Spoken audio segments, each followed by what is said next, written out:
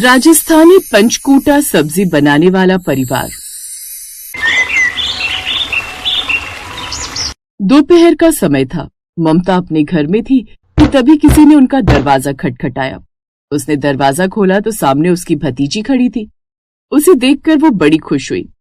अरे नीलू, आ गई मेरी गुड़िया। आओ आओ, कितनी दुबली हो गई हो, यूं अचानक कैसे आना हुआ?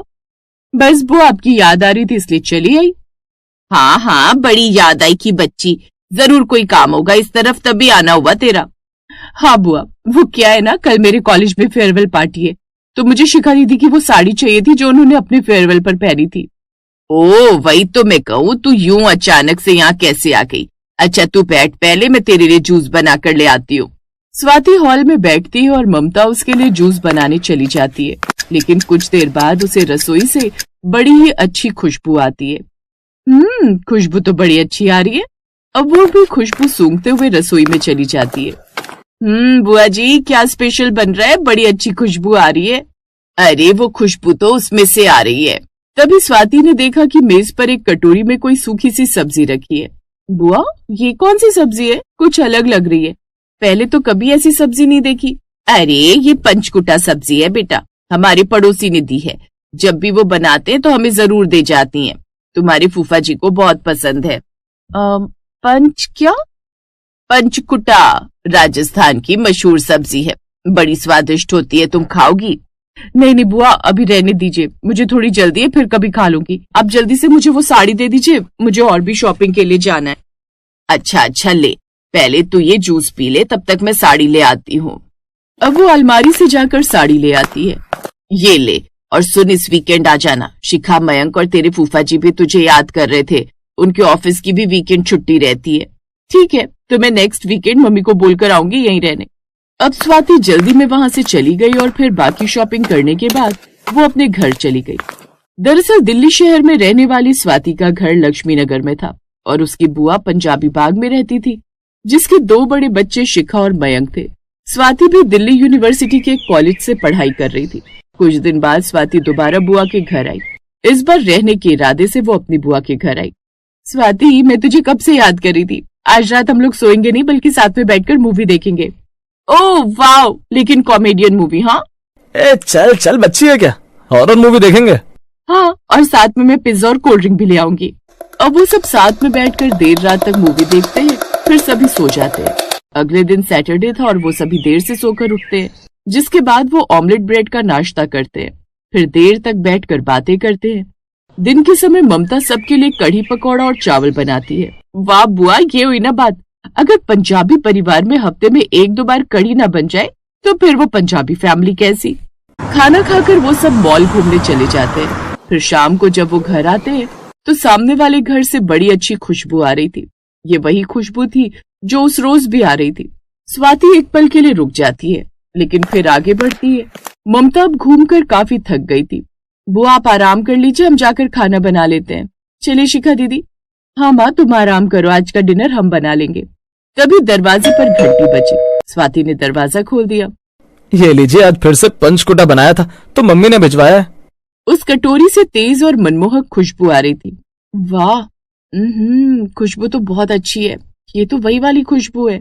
कुछ देर बाद वो किचन में जाकर पनीर की सब्जी और रोटी बना देती है, जिसके बाद वो सबको खाना परोसते हैं। नहीं, ये राजस्थानी पंचकूटा की सब्जी तो मैं ही खाऊंगा। आंटी को पता है कि ये मुझे कितनी पसंद है। शिखा, तू ऐसा कर, तू मेरे हिस्से का पनीर खा ले। नहीं, बल्कि तू मेरे हिस्से का भी खा ले, और चाहिए तो एक्स्ट्रा कटोरी ले लियो, लेकिन ये सब्जी तो मैं ही खाऊंगी।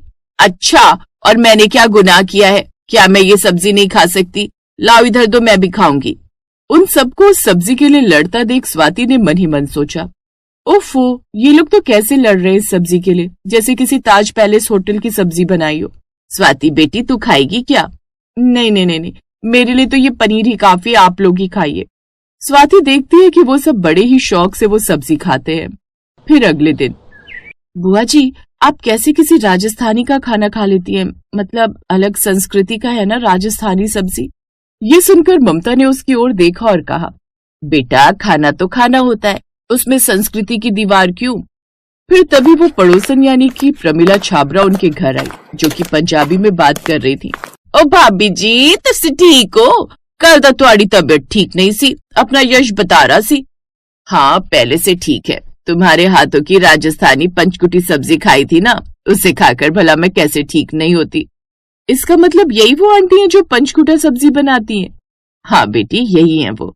लेकिन आंटी आप तो पंजाबी हैं, मतलब आप तो पंजाबी भाषा बोल रही हैं, तो क्या आप राजस्थानी नहीं पंजाबी हैं? हाँ बेटा जी असली पंजाबी। अच्छा तो फिर आप राजस्थानी सब्जी कैसे बनाती हैं? आहो वो क्या है ना बेटा, कुछ साल पहले मेरी पति की पोस्टिंग राजस्थान में हुई थी। हम वहाँ कई साल रहे, हमारे आस पड़ोस में सभी राजस्थानी रहते थे, उनमें से कोई ना कोई पंचकुटा सब्जी बनाते ही रहता सी। उसकी खुशबू इतनी अच्छी थी कि मैं चाहकर भी खुद पर कंट्रोल नहीं कर पाती थी। और एक दिन था मैं अपनी पड़ोसन के घर पहुंच गई वो सब्जी लेने वास्ते, और जब मैंने पहली बार उसका स्वाद चखा ना तो ओए होए होए उसके स्वाद चिता जैसे मैं खोई गई। उस दिन के बाद वो सब अपने आप मेनू आकर मेरे घर सब्जी दे जान दे। उसका स्वाद इतना अच्छा था कि मेरे सारे परिवार को आदत हो गई, और फिर मैंने तो डिसाइड कर लिया हूं तो मैं अभी सब्जी सीख कर ही रवांगी। फिर वहां के लोग इतना प्यारे थे कि उन्होंने मुझे पंचकुटा सब्जी बनाना सिखाया। वहां की औरतों ने मुझे अपने घर बुलाया, अपने त्योहारों में शामिल किया। मैंने सोचा अगर मैं उनकी संस्कृति को अपनाऊंगी नहीं तो उनके प्यार का सम्मान कैसे करूंगी। स्वाति ध्यान से सुन रही थी। लेकिन आंटी जी आप पंजाबी और ये दूसरे कल्चर और उनका खान पान कैसे अपना सकते हैं? बेटा किसी भी संस्कृति को अपनाने में झिझक नहीं करनी चाहिए, जो वो अच्छा लगे उसे अपनाओ। हर जगह की अपनी खुशबू होती है, जैसे इस पंचकुटा की अपनी, और जो भी तुम्हें संस्कृति अच्छी लगे उसे अपना लो। हम सब भारतीय हैं और एक दूसरे के साथ मिलकर उनके कल्चर को अपनाना ही अपने देश की एकता को दिखाता है। उसे अपनाने से हमें झिझकना नहीं चाहिए। ये सुनकर स्वाति की आंखें झुक गईं। उसे याद आया कि उसने बिना जाने ही कैसी बात कह दी थी। आंटी मुझे माफ कर दीजिए, मैंने बिना समझे ही ऐसी बात कह दी। कोई बात नहीं बेटा, सीखने की उम्र में सवाल आना अच्छी बात है। अब स्वाति के मन से जैसे कोई पर्दा हट गया। उसे एहसास हुआ कि उसने सिर्फ नाम सुनकर ही दूरी बना ली थी। हम कितनी जल्दी किसी चीज को अपना या पराया कह देते हैं, जबकि असल में दुनिया की हर संस्कृति हमें कुछ नया सिखाने आती है। फिर उसने प्रमिला से कहा, आंटी क्या आप मुझे भी पंचकुटा बनाना सिखाएंगी? क्यों नहीं बेटा, कल से शुरू करते हैं। फिर तो मैं भी सीखूंगी, ताकि कल को जब तू अपन पिंड जाए ना तो छुट्टियों में प्रमिला तो हमें यूं पंचकुटा सब्जी खाने के लिए तेरे आने की राह ना देखनी पड़े। फिर अगले दिन वो उन्हें राजस्थानी पंचकुटा सब्जी बनाना सिखाती है। ये सब्जी कुछ राजस्थानी सूखी सब्जियां होती है, उनसे बनती है, जैसे गुंदा, केर सांगरी, कुमटिया और अमचूर। इन पांचों के मिक्स से पंचकुटा सब्जी पकाई जाती है। अब इसमें दही, लाल मिर्च पाउडर और बाकी मसाले डालने चाहिए।